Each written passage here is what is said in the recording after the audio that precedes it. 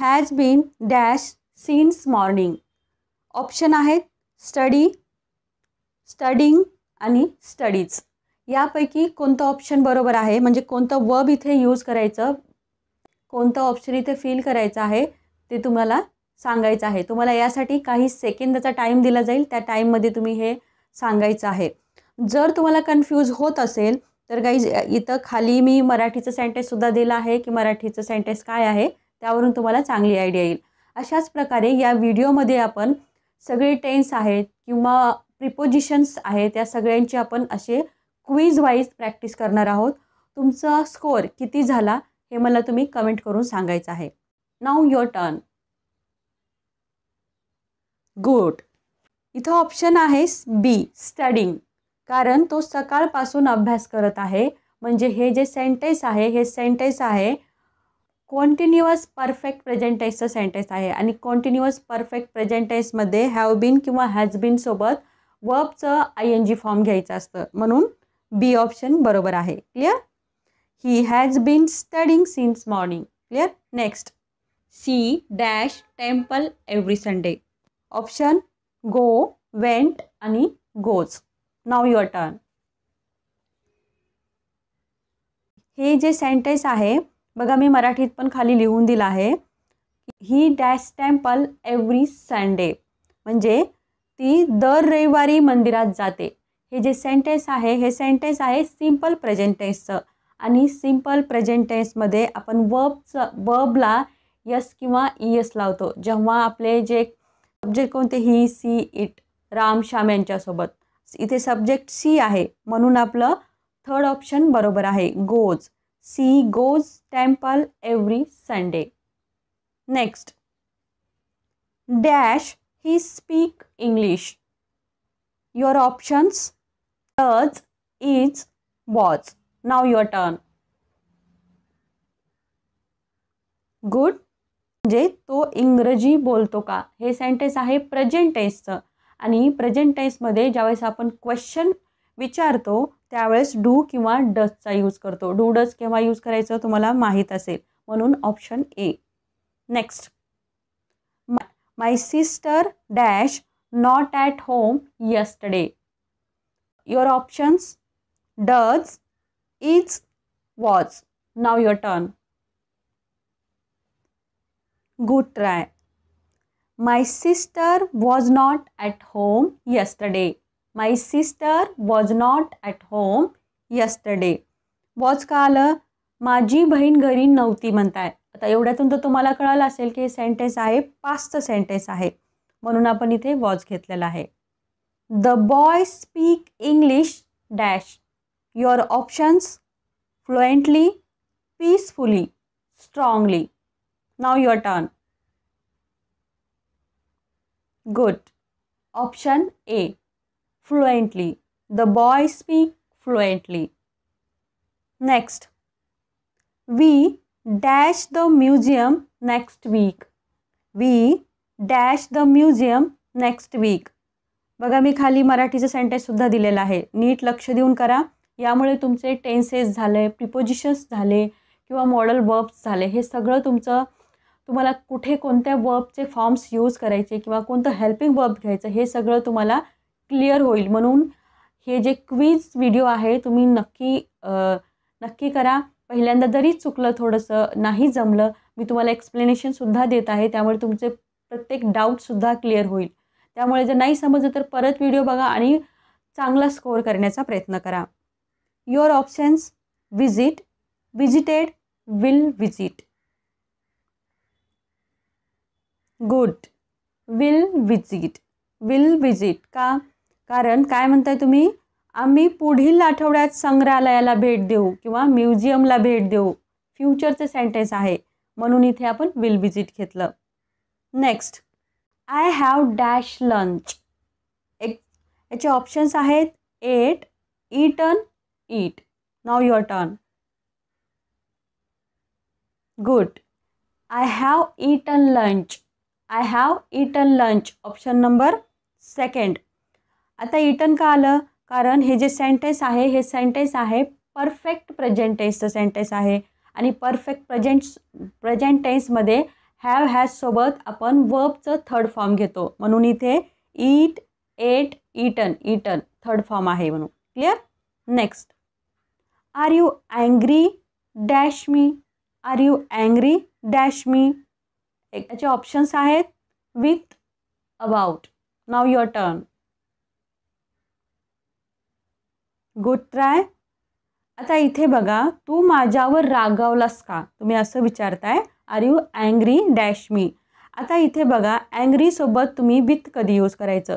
जेव्हा तुम्ही एखाद्या पर्सनबद्दल बोलत असताल त्यावेळेस तुम्हाला विथ यूज करायचं आहे, आणि एखाद्या वस्तूबद्दल बोलत असताल किंवा एखाद्या गोष्टीबद्दल बोलत असताल त्यावेळेस तुम्हाला अबाउट यूज करायचं आहे. आता इथे are you angry dash me, me म्हणजे एखादा पर्सनच असणार आहे, म्हणून इथे काय येणार ऑप्शन, विथ येणार. Are you angry with me. Clear. Next, she has dash it. तिने हे पाहिलं आहे. Option see, saw, seen. Now your turn. Good. She has seen it. She has seen it. तिने हे पाहिलं आहे. Perfect present tense. Perfect present टेन्समध्ये वर्बचं थर्ड फॉर्म, म्हणून इथे सीन आलेला आहे. Next, have you dash the homework. Have you dash the homework. मराठीमध्ये सुद्धा दिलेला आहे खाली. ऑप्शन आहेत डू, डिड आणि done. Good. Have you done the homework. Have you done the homework. Done का आलं, अगेन परफेक्ट प्रेझेंट टेन्सचं सेंटेन्स आहे आणि त्याच्यामध्ये तुम्ही क्वेश्चन विचारला आहे, have you done the homework, म्हणून इथे वर्बचं थर्ड फॉर्म घ्यायचा आहे, म्हणून इथे डन आलेला आहे. Next, I met him dash the hospital. मी त्याला हॉस्पिटलमध्ये भेटलो. मराठीत होतं याचे ऑप्शन्स आहेत at, in, on. Good. I met him at the hospital. I met him at the hospital.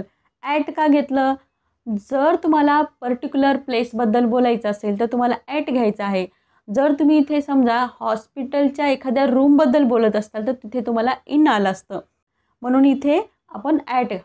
हॉस्पिटलमध्ये म्हणताय म्हणजे हॉस्पिटलमध्ये म्हणजे तुम्ही कुठेही असू शकता, पार्किंगमध्ये असू शकता किंवा हॉस्पिटलच्या आवारामध्ये तुम्ही असू शकता, म्हणून इथे ॲट येईल. Next, she is hiding dash the table. Option under, over आणि बिहाइंड. गुड.